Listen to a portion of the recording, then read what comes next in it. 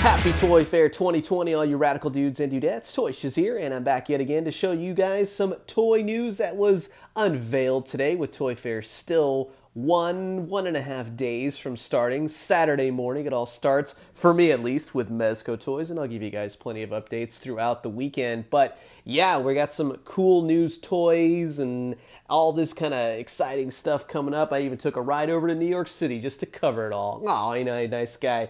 But I digress. Mezco Toys teased a upcoming Golden Gomez action figure. You can check out the trailer, one of their awesome stop-motion trailers that they always do, over on their YouTube channel. I would love to see Mezco tackle some James Bond action, to be quite honest with you. And then a couple days prior, they did tease their upcoming Predator action figure as well. And again, one of those interesting takes. I would like to see Mezco tackle it. I want to see how they're going to do the whole Predator franchise.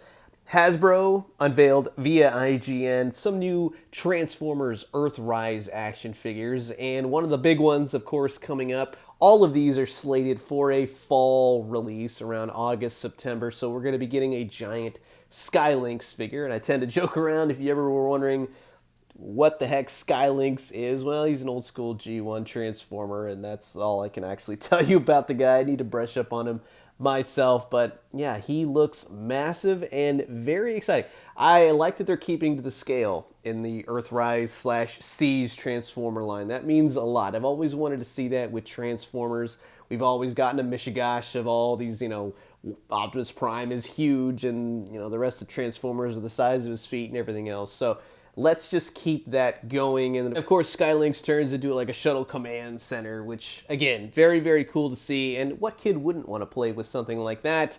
But when you got Scorponok coming knocking on your door, that's where I'm going like, that's a fine-looking Scorponok you got right there. Now, I remember the old G1 looking, the original Scorponok.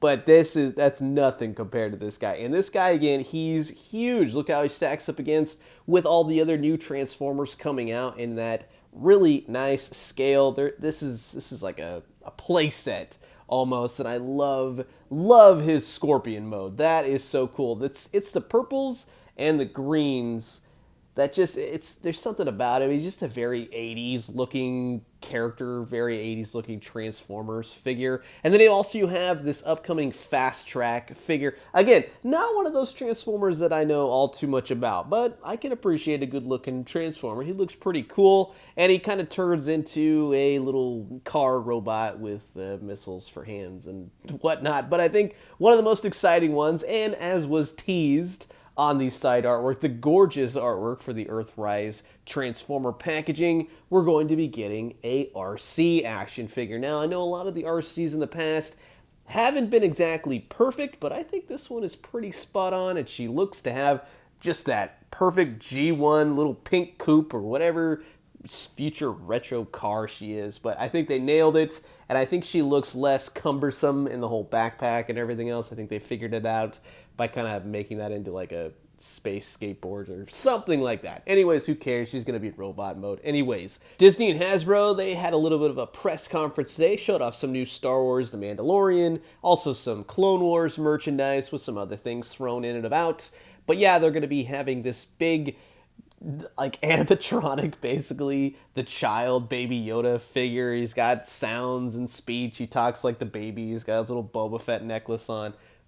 Cool, it's very cool, but it's kind of like having like a Furby or something around. I don't know, it's kind of funny. But what I thought was hilarious was that they're doing, and I only saw the front cover of this, and I was like, Operation with Baby Yoda? What are they going to do here?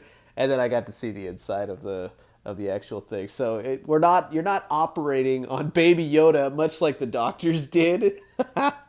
That's actually kind of funny. That's evil and sick and twisted. But Galaxy of Adventures will be having some new figures to coincide with their Disney Plus release of the Clone Wars series. You're going to have Ahsoka Tano coming with 2 of her lightsabers. Really nice in that cartoony style that the Galaxy of Adventures is known for. And she'll be joined by her own personal Ahsoka Trooper or Clone Trooper, however you want to say it. But yeah, he will kind of have the Ahsoka Tano face paint kind of deal going on.